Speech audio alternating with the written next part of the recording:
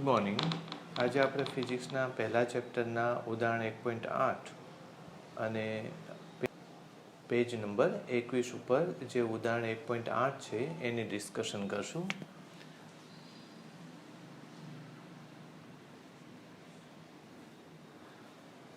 હવે આનો ક્વેશ્ચન હું ડિસ્પ્લે કરી દઉં છું એટલે તમે એકવાર ચેક કરી લો.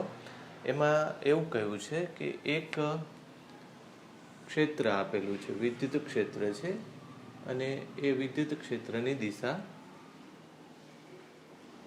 નીચેથી ઉપર તરફ છે. હું અંદરની તરફ દોરતો નથી, ખાલી બહાર દેખાડું છું કે આ વિદ્યુત ક્ષેત્રની દિશા છે. વિદ્યુત ક્ષેત્ર અત્યારે અચળ છે, બરાબર, એટલે એની કિંમત બદલાતી નથી. અચળ વિદ્યુત ક્ષેત્ર છે, એની કિંમત છે 2 × 10⁴ વોલ્ટ પ્રતિ મીટર. આવી એની અચળ કિંમત આપેલી છે, બરાબર. અંતર આપેલું છે તમને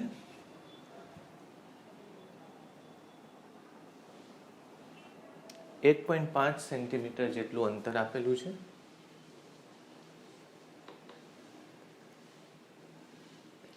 આની અંદર એક ઇલેક્ટ્રોન રાખેલો છે અને ઇલેક્ટ્રોનને આટલું અંતર કાપવા માટે લાગતો સમય શોધવાનો છે.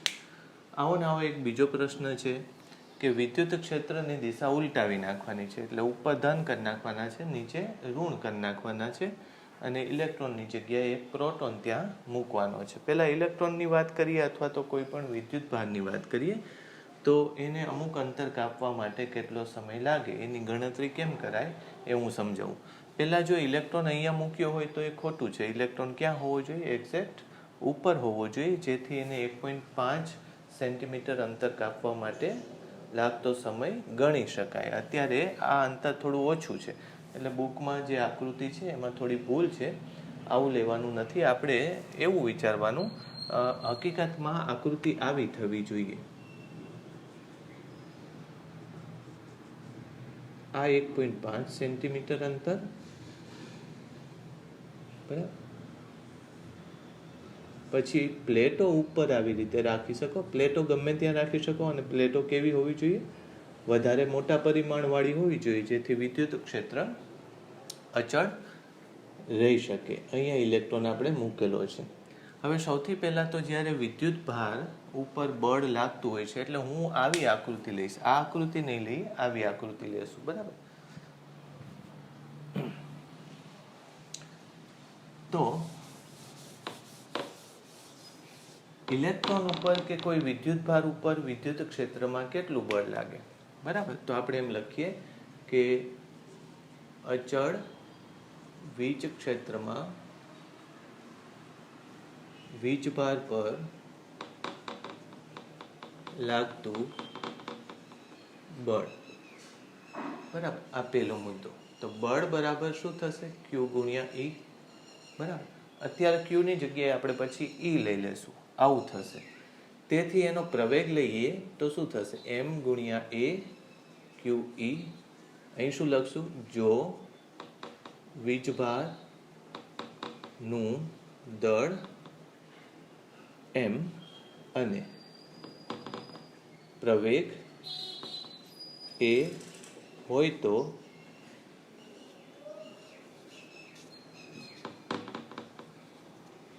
અહીંયા લખી લઈએ.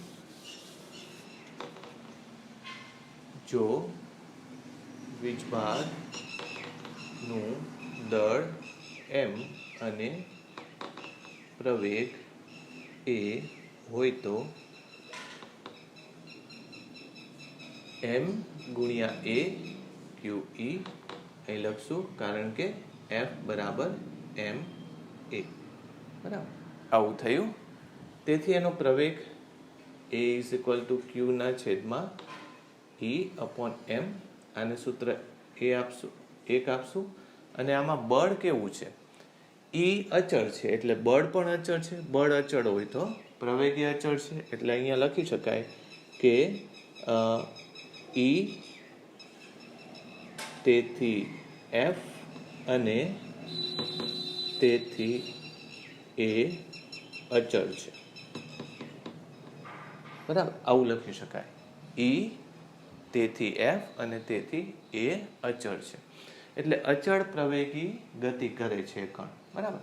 તો એને અમુક અંતર કાપવા માટે કેટલો સમય લાગે? અત્યારે ડી અંતર આપેલું છે, બરાબર. તો અહીં લખી શકાય કે અચળ પ્રવેગી ગતિમાં ડી અથવા વાય અંતર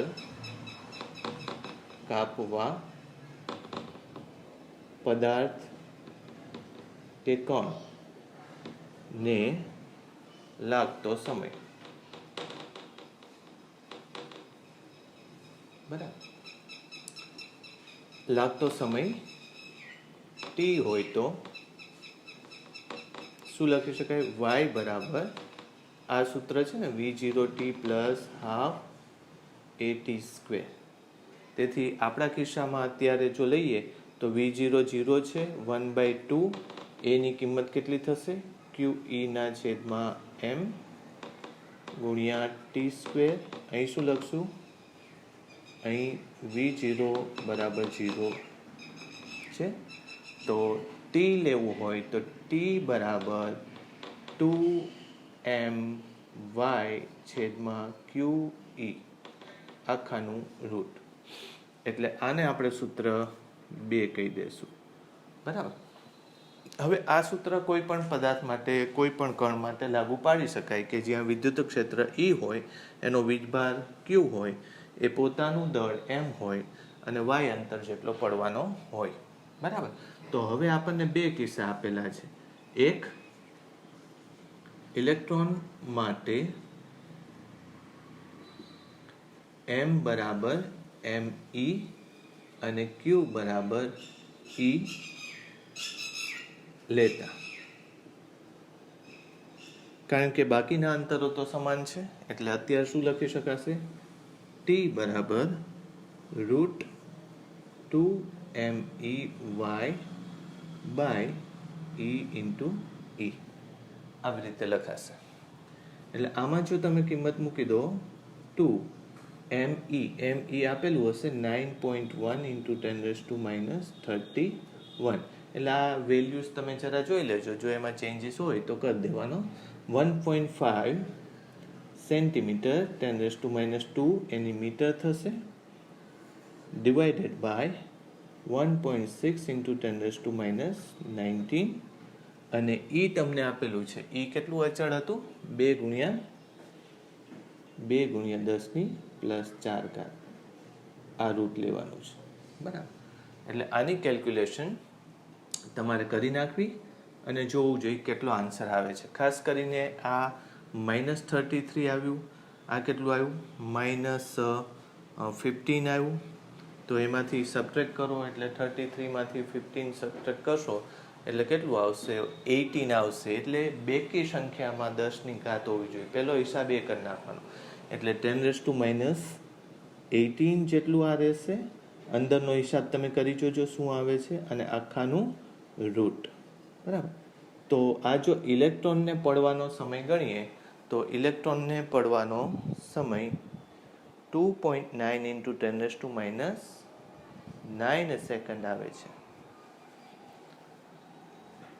2.9 ઇન્ટુ 10⁻9 સેકન્ડ્સ આવું આવે છે. આ જરા એકવાર ચેક કરી લેવું, બરાબર.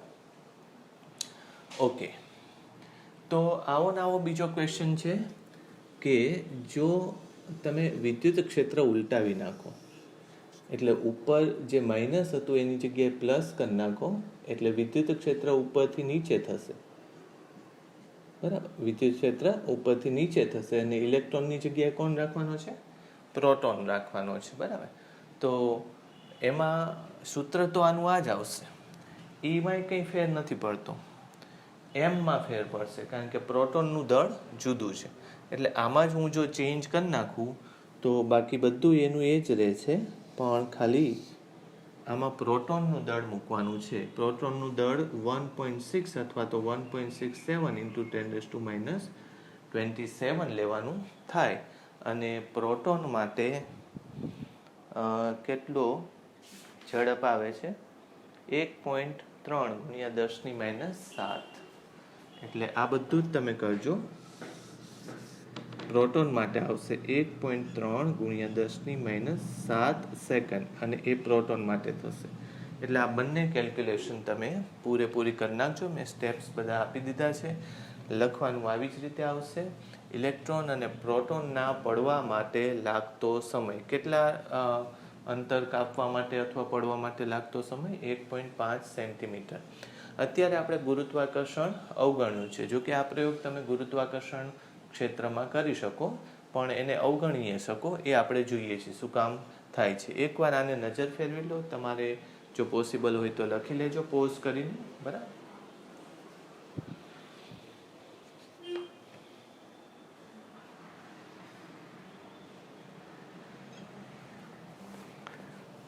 ચાલો, હવે હું તમને એવું સમજાવવા માંગુ છું કે ગુરુત્વાકર્ષણ ક્ષેત્રમાં પ્રયોગ કરો તો પણ આ જવાબમાં બહુ ફેર પડતો નથી.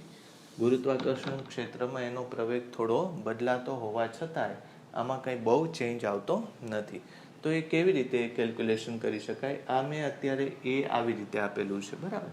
અને ગુરુત્વાકર્ષણ ક્ષેત્રમાં ગુરુત્વ પ્રવેગ આવે છે. બરાબર. તો આની બે રીતે કરી શકાય. એક તો તમારી ટેક્સ્ટ બુકમાં કેલ્ક્યુલેશન કરેલી છે. જેમ કે ઇલેક્ટ્રોન કે પ્રોટોન માટે જો હું એ ગણીશ તો આ થશે 1.6 ઇન્ટુ 10 એ લખીએ 10⁻19 ઇન્ટુ E એટલે 2 ઇન્ટુ 10⁻4 ડિવાઇડેડ બાય 9.1 10⁻31. બરાબર. એટલે આ જે પ્રવેગ આવશે એની વેલ્યુ તમારે મેળવવાની રહે. એટલે 32, 3.2, 9.1 આ થઈ જશે 15 થઈ જશે, અને 15 ઉપર જશે એટલે એમાંથી સબટ્રેક્ટ કરો એટલે 10 ની લગભગ 16 ઘાત જેટલું થાય મારા ખ્યાલથી.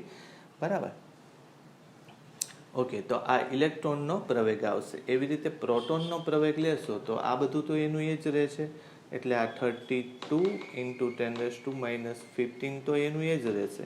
પણ નીચે શું આવી જશે? 1.6 ઇન્ટુ 10⁻27 જેટલું આવી જશે.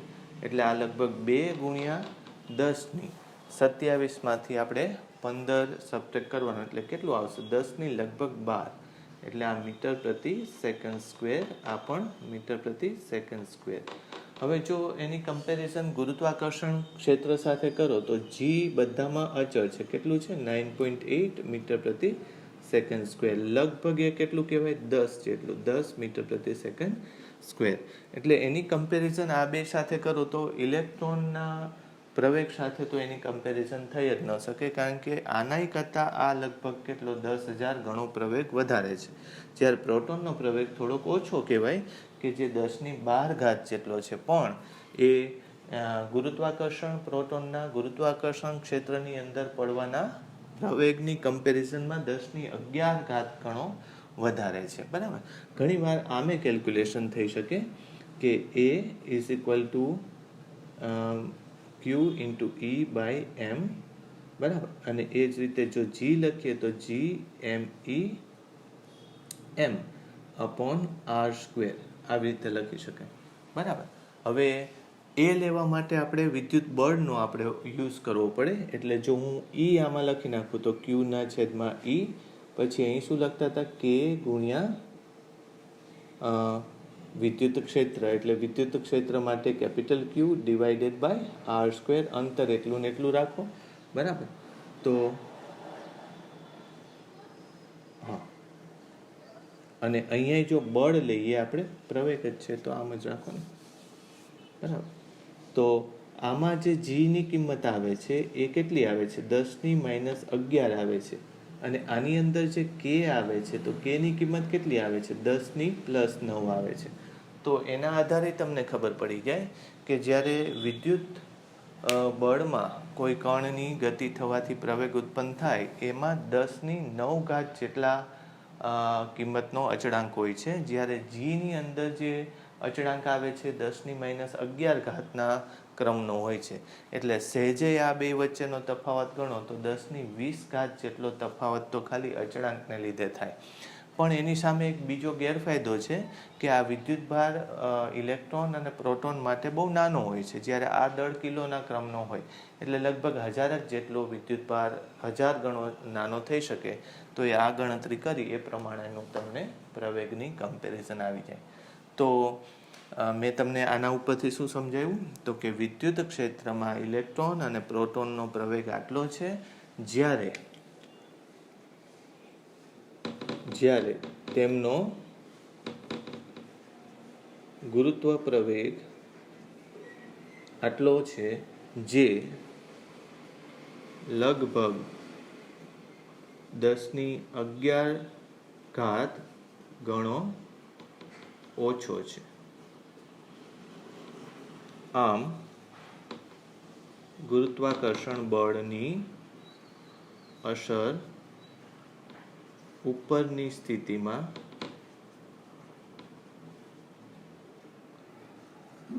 અવગણી શકાય. બરાબર.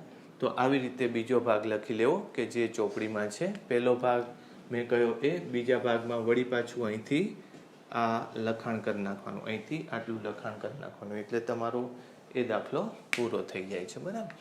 આ દાખલો પૂછાઈ શકે એવો છે અને સહેલોય પણ છે. ઘણીવાર આને લગતા MCQ GNET-માં પણ આવતા હોય છે. બરાબર. મેં કહ્યું એમ આકૃતિમાં થોડો ચેન્જ આવી રીતનો કરી શકાય. આપણે 2 ભાગ અહીંયા પાડીને 1.5 પછી ઉપર નીચે પ્લેટો દોરવી, જે ચોપડીમાં થોડીક ભૂલ છે, આપણે આ રીતે સુધારી શકાય. બરાબર. ઓકે.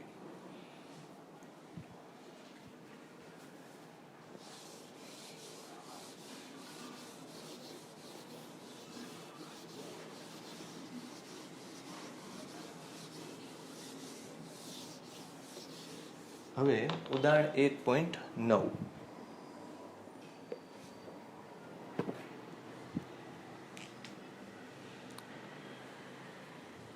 આ ઉદાહરણની અંદર આપણને એવું કીધું છે 10⁻⁻8 કુલમ અને 10⁻⁻8 કુલમ મૂલ્યના 2 વિદ્યુતભારો Q1 અને Q2 એકબીજાથી 0.1 અંતરે મૂકેલા છે. બરાબર. તો આવી રીતની આકૃતિ છે. અહીંયા એક Q1 વીજભાર છે, અહીંયા Q2 વીજભાર છે અને આ અંતર છે 0.1.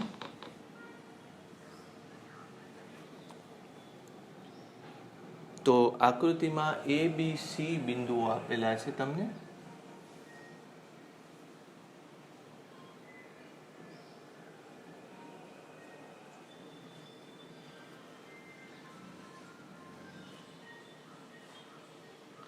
A, B અને C.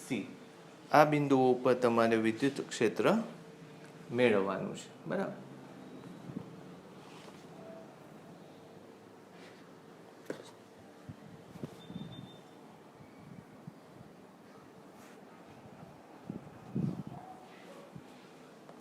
આ બિંદુ ઉપર 10⁻8 કુલમ અને આ બિંદુ ઉપર 10⁻8 પણ માઇનસ આટલો વિદ્યુતભાર છે અને આ બધા જ અંતરો તમને 0.1 મીટર આવા આપેલા છે. બરાબર. તો તમારે A, B અને C બિંદુ ઉપર વિદ્યુત ક્ષેત્ર જોઈએ છે. બરાબર.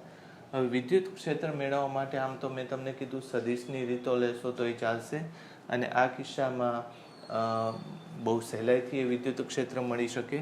તો એ બિંદુનું વિદ્યુત ક્ષેત્ર પહેલા લઈએ.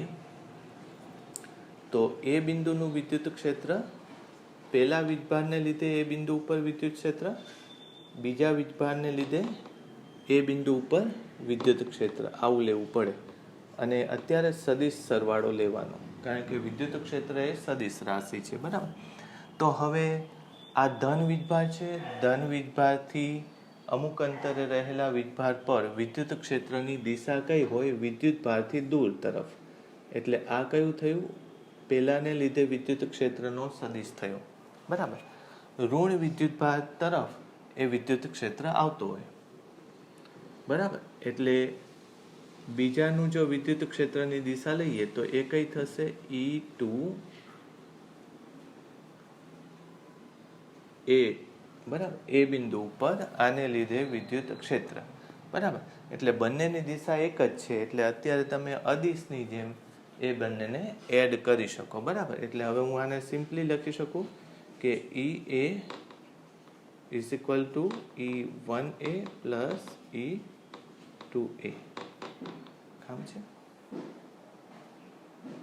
ડોમિનો કરવા જ કરતો આવી રીતે થશે. બરાબર, આ 1. હવે બીજું કે અત્યારે વિદ્યુત ક્ષેત્ર જો તમે લો તો વિદ્યુત ક્ષેત્રનું સૂત્ર શું છે? તો કે K પછી Q ભાગ્યા R². બરાબર, તો તમે E1A લેશો કે E2A લેશો, બંનેમાં વિદ્યુતભારનું મૂલ્ય સરખું જ છે અને અંતરો પણ સરખા છે. આનું અડધું અંતર કરશો તો કેટલું થશે? 0.05.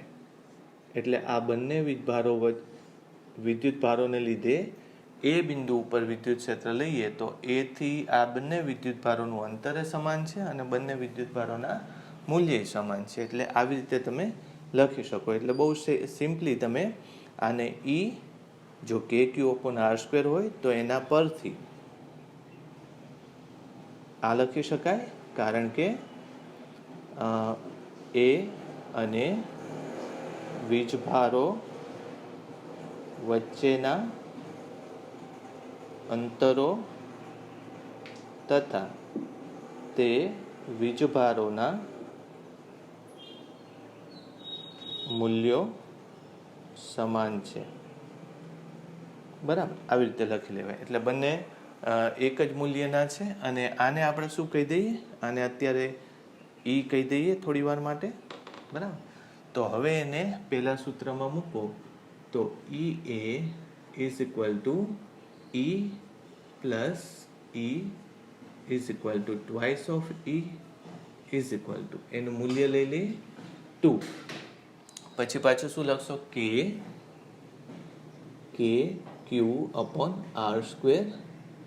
2 into 9 into 10⁹. પછી એ વિદ્યુતભારોનું મૂલ્ય કેટલું છે? તો કે 10⁻8 કુલમ ડિવાઇડેડ બાય બંને વચ્ચેનું અંતર કેટલું છે? 0.05. એટલે 5 into 10⁻². અને પાછું મીટર છે કે સેન્ટીમીટરમાં જોઈ લેજો. 5 into 10⁻². બરાબર, એટલે આવું થશે.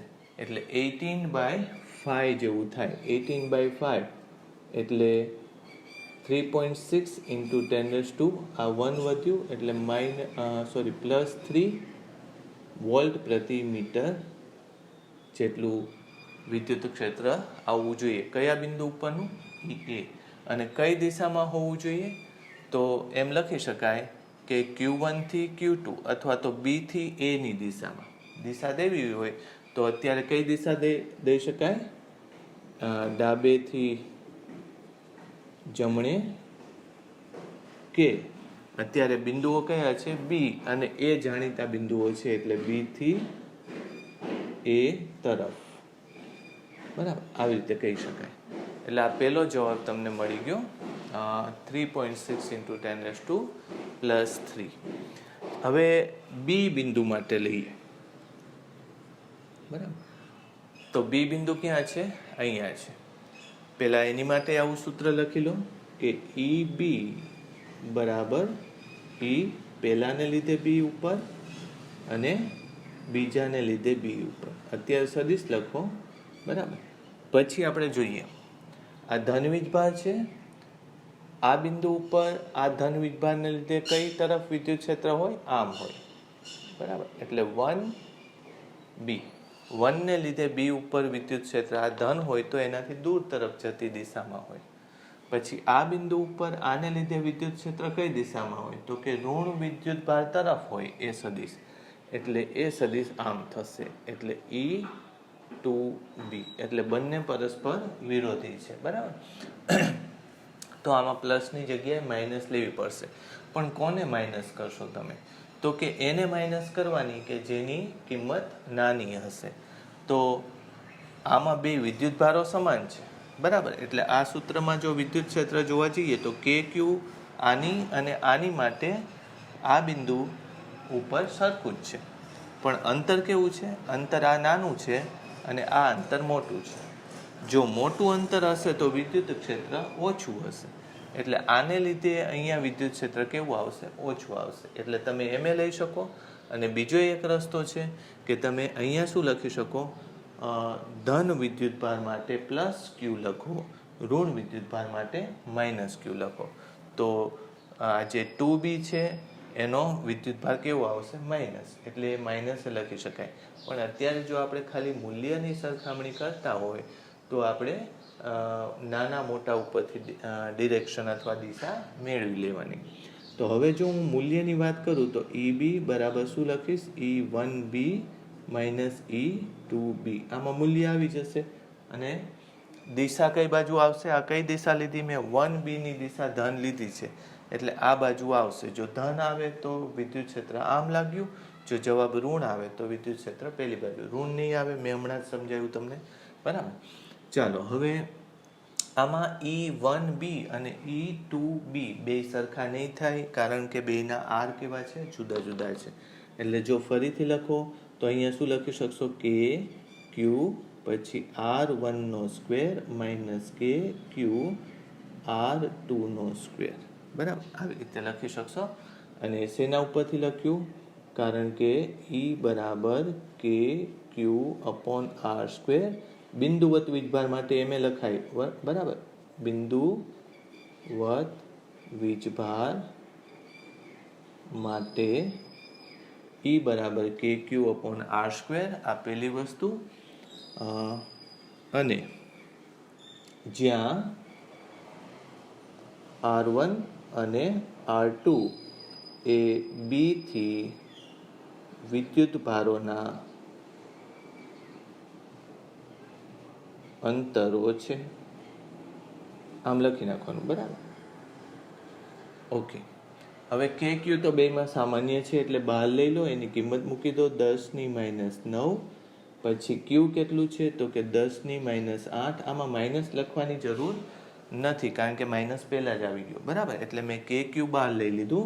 પછી 1/R1 સ્ક્વેર. એટલે R1 કેટલું થાય? તો કે આ અંતર તમારી પાસે હોવું જોઈએ. તો એ જોઈ લઈએ આપણે ટેક્સ્ટબુકમાં આકૃતિમાં. એ અંતર તમને 0.5 આપેલું છે. આ અંતર કેટલું આપેલું છે? 0.05 મીટર આપેલું છે. એટલે જો અહીંયા હું લખીશ તો R નો સ્ક્વેર લેવાનો છે, આનો સ્ક્વેર કરવાનો હતો, બરાબર? એટલે કેટલું થશે? 25. આ કેલ્ક્યુલેશન આપણે કરી જોશું, બરાબર? એટલે 18/25 ગુણ્યા 10⁻4 થશે. એટલે 10⁻4 અહીંયા વધશે, એટલે 10⁻5. ચેક કરજો કેટલો આન્સર આવે છે? વોલ્ટ પ્રતિ મીટર. અહીંયા એવું લેવું પડશે 0.05, એટલે 5 × 10⁻2 નો સ્ક્વેર માઇનસ 1/ પછી R2 એટલે આ આખું અંતર થશે અહીંથી અહીંનું. એટલે ટોટલ કેટલું થશે જોવો જોઈએ? 5 × 5 × 5 એટલે 0.15. એટલે 15 ગુણ્યા 10⁻2 નો સ્ક્વેર, આવું કંઈક છે. અંતર શેમાં? મીટરમાં છે. ચેક કરજો, અંતર મીટરમાં જ છે, બરાબર? તો આના ઉપરથી 9 ગુણ્યા 10 એટલે આ ઉપર 90 થઈ ગયું. 10⁻4 સામાન્ય આવી જશે બેમાં, અથવા તો 5 ગુણ્યા 10⁻4 સામાન્ય આવી જશે. એટલે 9/5. આમ તો 25 આવી જશે ને? 9/25. 5નો વર્ગ ને આમાંય 5નો વર્ગ તો છે જ, એટલે 25 લઈ લીધું. ઉપર 10 વધ્યા છે, નીચે 10⁻4 છે, એ ઉપર જશે એટલે 10⁻5 થશે. અહીંયા શું વધ્યું? તો કે બધું જ આવી ગયું છે, એટલે આ 1 છે. અને અહીંયા 3 એક વધ્યો, બરાબર? તો 3નો વર્ગ એટલે 9 વધ્યા, એટલે 1/9. આવું કંઈક થવું જોઈએ. એટલે 8/9, તો એ કેન્સલ થઈ ગયું, એટલે 8. આ નીચેનું 9 કેન્સલ થઈ ગયું. 8/25 ઇન્ટુ +5 આવું કંઈક થવું જોઈએ. તો આ વિદ્યુત ક્ષેત્ર બી બિંદુ ઉપરનું કઈ બાજુ આવશે? ડાબી બાજુ આવશે. એટલે લખવાનું કે જમણેથી ડાબે કે બી થી એ. બરાબર, જમણેથી ડાબે કે એ થી બી આવશે, એ થી બી તરફ. એટલે આ કેલ્ક્યુલેશન એકવાર ચેક કરી લઈએ આપણે.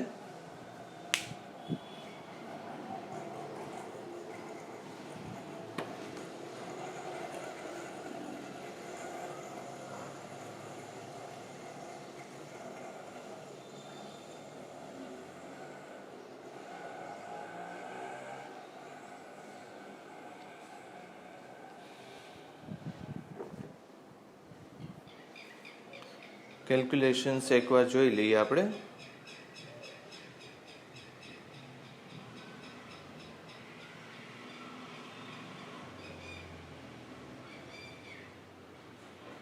પહેલામાં 18/25 એટલે 0.72, એ માટે 0.72 આવે છે.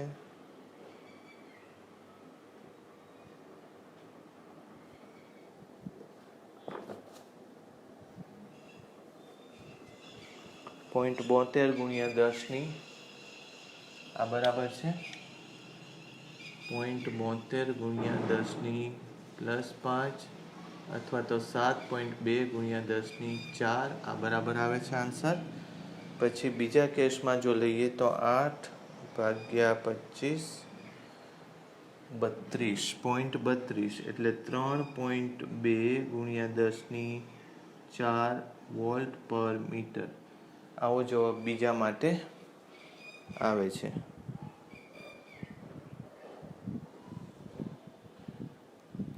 ઓકે, હવે સી માટે લેવાનું છે. આ કેલ્ક્યુલેશન એકવાર ફરીથી કરી જોજો. સી બિંદુ માટે વાત કરીએ આપણે.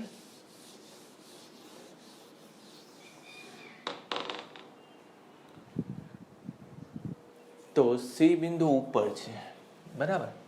હવે પહેલા તો આપણે આમ લખીએ કે ત્રીજા માટે એટલે કે EC બરાબર E1C E2C, બરાબર.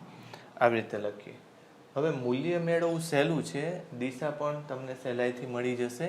એટલે પહેલાં તો આવી રીતે કંઈક કોસ કે સાઇન ઘટકો લેવા કરતાં પહેલાં હું આમ જ લખી નાખું E1C બરાબર E2C,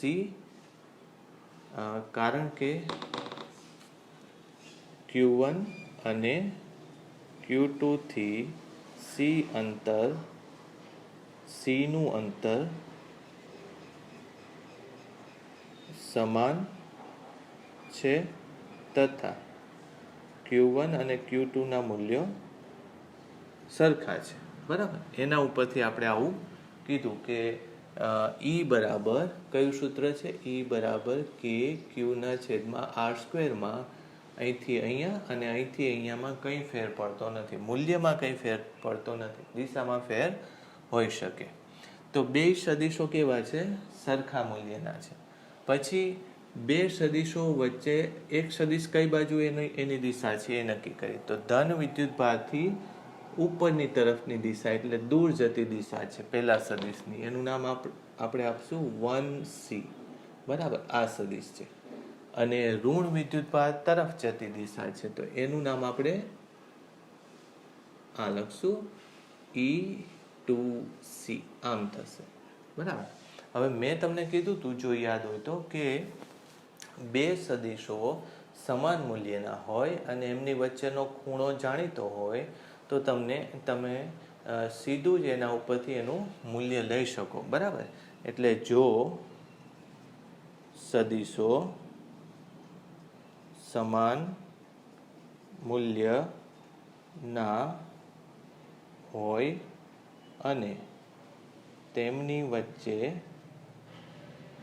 કોણ થીટા હોય તો પરિણામી સદિશનું મૂલ્ય કેટલું થાય? C બરાબર twice of A cos theta by 2, જ્યાં એ શું છે? સદિશનું મૂલ્ય છે, બરાબર. થીટા એ શું છે? બે વચ્ચેનો કોણ, પણ એનું અડધો ખૂણો લેવાનો છે. તેથી જો પરિણામી સદિશ EC લઈએ તો ટ્વાઇસ ઓફ E, આને E કરી નાખીએ થોડી વાર માટે, બરાબર. Twice of E cos theta by, theta લઈ લઈએ પહેલાં. થીટા કેટલો થશે? તો આ કેવો છે? સમબાજુ ત્રિકોણ છે, એટલે આ કેટલો હોવાનો? 60. તો પછી આ કેટલો હોવાનો? 120, બરાબર. એટલે અહીંયા થીટા કેટલો આવશે? 120, બરાબર. તો 120/2 અહીં લખશું, કારણ કે ત્રિકોણ સમબાજુ છે, બરાબર. તો આના આધારે શું આવશે જોવું જોઈએ. આપણે પેલી બાજુ ચેન્જ કરવું પડશે.